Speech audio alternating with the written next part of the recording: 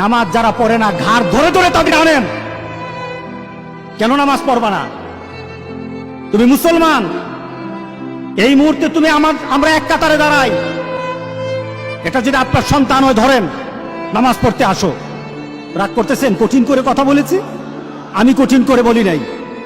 আমাকে বলানো হয়েছে মুহাম্মদ সাল্লাল্লাহু আলাইহি সাল্লামের কথা কঠিন ছিল নামাজের ব্যাপারে।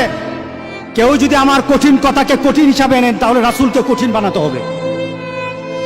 রাসূল সাল্লাল্লাহু আলাইহি সাল্লাম বলেছেন, তোমার সন্তান 7 নামাজ শিখাও, তোমার সন্তান 10 নামাজ না পড়লে তার পিটাও। কে বলেছেন? কে বলেছেন? রাসূল বলেছেন। তাহলে রাসূল কঠিন হলেন না? নামাজের ব্যাপারে কঠিন না? নামাজের ব্যাপারে আমরা কখনো সহজ হব না। রাজি আছি তো সবাই ইনশাআল্লাহ? নামাজের ব্যাপারে আমাদের কোনো সহজতা নাই, কোনো কম্প্রোমাইজ নাই, কারোর সাথে আমার সম্পর্ক নাই। নামাজ আছে তো সম্পর্ক আছে, নামাজ নাই আল্লাহর সাথে তার সম্পর্ক নাই, আমার সাথে তার কোনো সম্পর্ক নাই। আপনি ঘোষণা দেন, পরিবেশ সুন্দর হয়ে যাবে, তওবা কবুল হবে, আল্লাহ আমাদেরকে রক্ষা করবেন, আল্লাহ আমাদেরকে রক্ষা করবেন ইনশাআল্লাহ। আল্লাহর কাছে তওবা করে করে কাঁদি, মাবুদ আমাদেরকে তুমি এই গজব থেকে বাঁচাও, আমাদের গজব থেকে বাঁচাও।